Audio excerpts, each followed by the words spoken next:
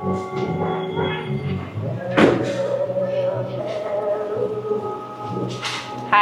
Hi. We're going to throw the Theorem Pearl with the Ricochet Pearl.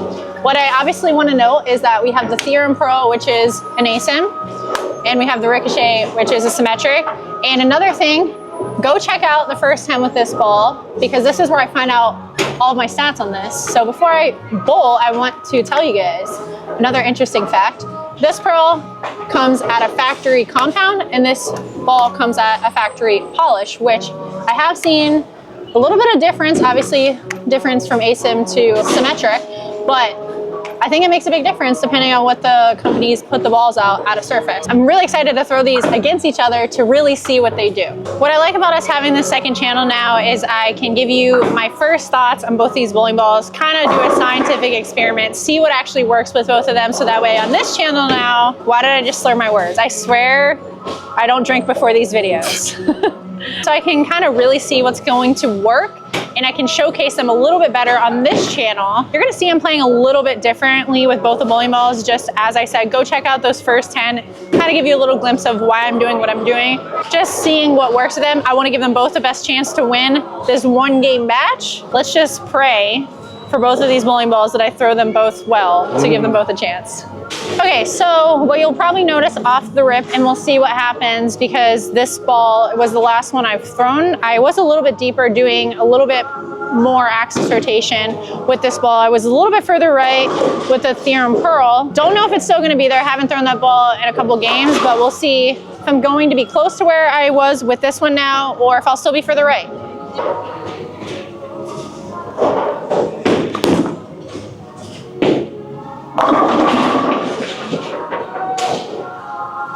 The mixed slicer. If my theory's right, I'm going to be like 5 boards right with this ball based on where I finished. So I'm standing about 28 with the Ricochet, tucking my pinky. I'm going to be standing around 25 with my normal release with the Theorem.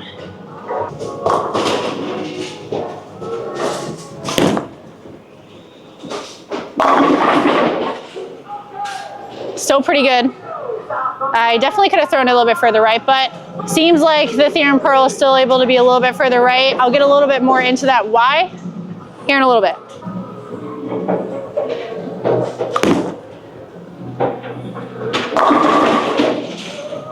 Do that a little bit faster. I deserve the 10 pin.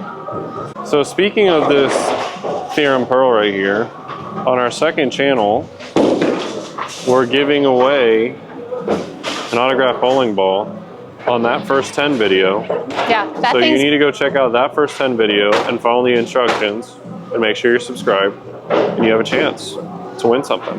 Yeah, you don't want to miss out on an autographed Elise Bolton bowling ball. That could be worth millions of dollars. Millions, yes, absolutely. It could be worth millions of dollars in a couple years. I'm not saying it's worth that now. Yeah. I could be the president of the United States in, how old am I? I'm not going to tell my age. Closer than you guys think. I could be the president of the United States. Let's just try to throw this one a little bit better than I did the first shot. That was a little bit better than the first shot. Yes. Dirty. I don't know if anyone's ever told you guys, if you throw a good shot, you'll most likely strike. If you throw it bad, on a house shot, he'll most likely strike. So no, not throw for me. it good and bad on a house shot. That is the goal. I think what makes Nate mad is my bad shots still do strike or get 9 versus his bad shots literally get 6 or through the face. I can't help it, but he gets more strikes together, so I'll take it. Okay. We can switch. Okay, I rolled that. Didn't get around it as much.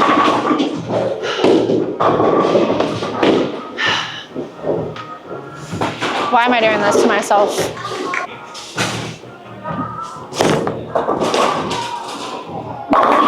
Okay. Bang, bang, boomerang. Bang, bang. Choo-choo train. Hee-haw. Thumper, dumper, rumper, crumper. All right, they get the point. If I could just throw this other one for you guys, I can tell you why I'm doing what I'm doing, but I'm throwing it bad. I'm going to throw this one good.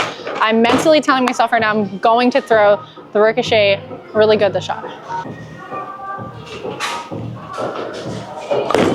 Oh my God, that's what a good shot looks like. Oh no. Yep. Yeah. So as I was further right with the Ricochet in my first 10, the ball was just over under. If I was on top of the wet dry, it wanted to go left. If I threw it to the dry, didn't quite make it there. This is where I'm like, I am more of a fan of the Theorem Pearl because it gives me a more controllable shape. It's not getting off line as much. I'm going to try and see if I move right again now that I've bowled a little bit more on this. But when I was a little bit further right where the Theorem Pearl was, it just was not what I wanted to see. So what we're gonna do now that I've done that, which is what I was kind of afraid of was gonna happen with this ball, but I'm gonna move back to where I am with the Theorem Pearl with this ball and see if it looks any better.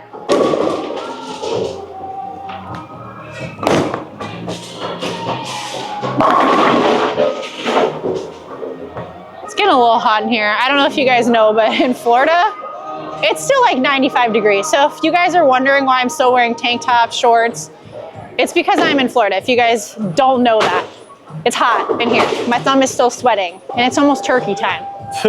Now we're back with the Ricochet, standing on 25, the same spot I'm standing as the Theorem Pearl, back to my normal release, and we are going to give her a go.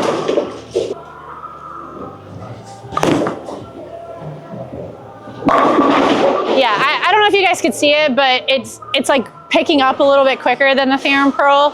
I really feel in that area, if I sent it a little bit further right, I'm gonna see a little bit over under. But for right now, we gotta strike it, still do the thing. Still liking the way the Theorem Pearl is reading front to back overall a little bit more.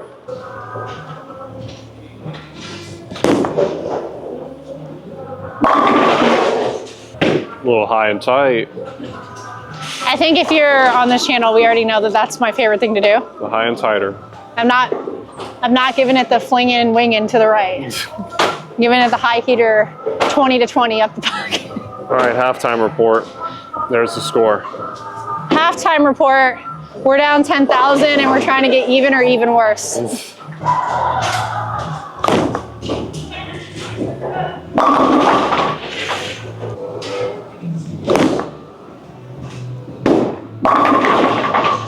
I'm going to see how many times I can do that before I leave the 7-9, just for fun. Just because that's funsies. Just for funsies, because it's never fun to strike. It's fun to 7-9 at some point and then get mad because the bowling gods hate you.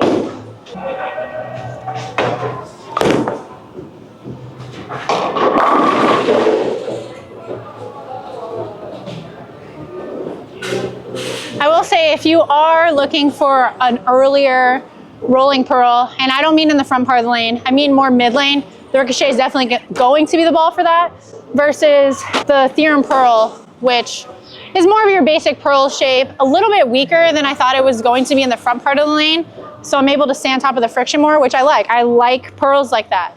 I don't like to always be forced left and see my ball hook left to right. I know we like to see that, but that's not realistic when we're actually bowling, especially on sport shots. You don't need the balls that shoot to the right and strike from anywhere. You need balls like this that are a little bit more controllable. Now, they're just gonna be different parts of the lane that they're actually hooking.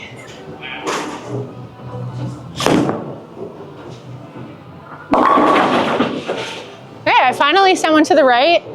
So if I'm going to continue to do that, I'm going to need to move left. So I'm gonna force myself to throw it good, and I'm going to move left with my normal hand position and try to strike with both of these. Can we do it? Yes, we can. You know how we fly on this channel? I'm just gonna tell you what's up. I didn't charge my phone last night. So our second camera died. So now we just got a tripod standing here. But it's okay. If you didn't see that last shot I struck, I didn't strike. I got 9.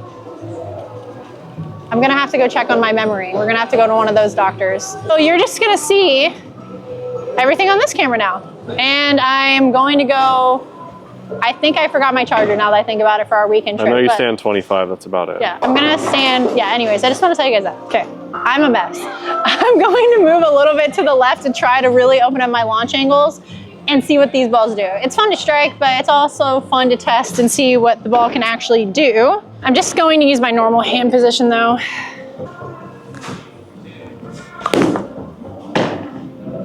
Yeah. Ball likes to read really early in the mid lane.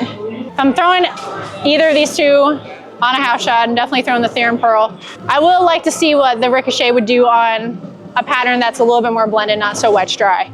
But let's see if the Theorem Pearl actually gets there. Well, I'm finding this very strange. You might be like, oh, you know, because it's an ASIM, it's a symmetric. Typically for me, ASIMs read a little bit earlier in the mid part of the lane for me, and the symmetric is in this case. So that's why it's like a little weird to me that the Ricochet is reading way earlier in those rangefinders than the Theorem Pearl is. And this has the compound and that has the pearl. So in my mind, this is where I say numbers and what the ball says it's supposed to do doesn't necessarily always do it, because you would think the polish with the symmetric would go longer, a little bit more round. It is round, but it's like way earlier than you would think based on the numbers and the polish and everything of how it comes out of the box. So I am going to move with this one too. Same thing, I'm going to open up my launch angles a little bit.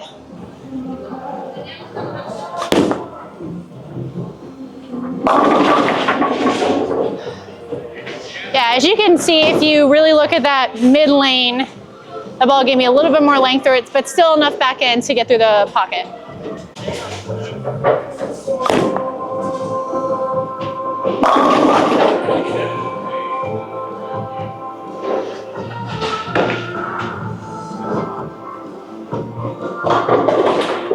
We struck out for 224 with the Ricochet, and we still got 245 left with the Theorem Pearl.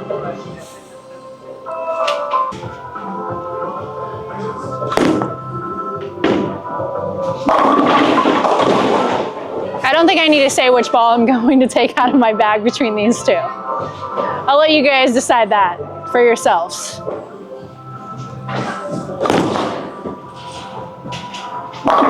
Yeah, that's just what I don't like to see that. Not a fan. That was a pretty good shot. Didn't dump it. That should have struck, but it didn't. Lazy through the pins. Not what I want to see. Still not bad. I mean, I know some people are like, it's still 9, but I'm trying to strike. If you guys know on this channel, if I don't strike, Nate just would be the king of this channel. I got to keep striking, so I need the ones that strike. I can't 9. 200 piece. Yeah, that's losing $500 in brackets at a tournament with my average. I'd be tilted. Yeah, even with my average. And this is why I don't bowl handicap tournaments, because it's really easy as a scratch bowler to bowl 200 and be 30 pins under your average, which is then 80 pins under the rest of the field. In terms of the Ricochet, I definitely think I'll have to play around with the surface and what patterns I bowl on. I do not see myself using this on a house shot at all with my normal layout. Now, obviously I could play a little bit with the layout to get it to be a little bit less in the front part of the lane so I can keep it in front of me, but there's so many great balls on the market, there's no need to do that. So that's definitely a ball I'm gonna have to play around with, but let's strike out with the Theorem Pearl. It's obviously gonna be the champ unless I think I go gutter gutter. I don't think that's gonna happen. I think you would still be fine. But yeah, let's see if I can do an endless 10th frame with the Theorem Pearl.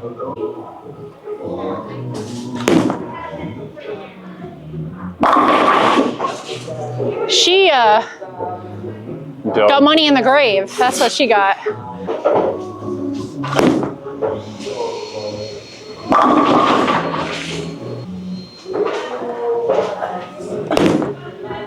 Oh, I got that in. Is it gonna dig? Oh! It dug. All right, endless 10th frame. Let's see how many I can throw. Oh! Oh yeah. Oh yeah.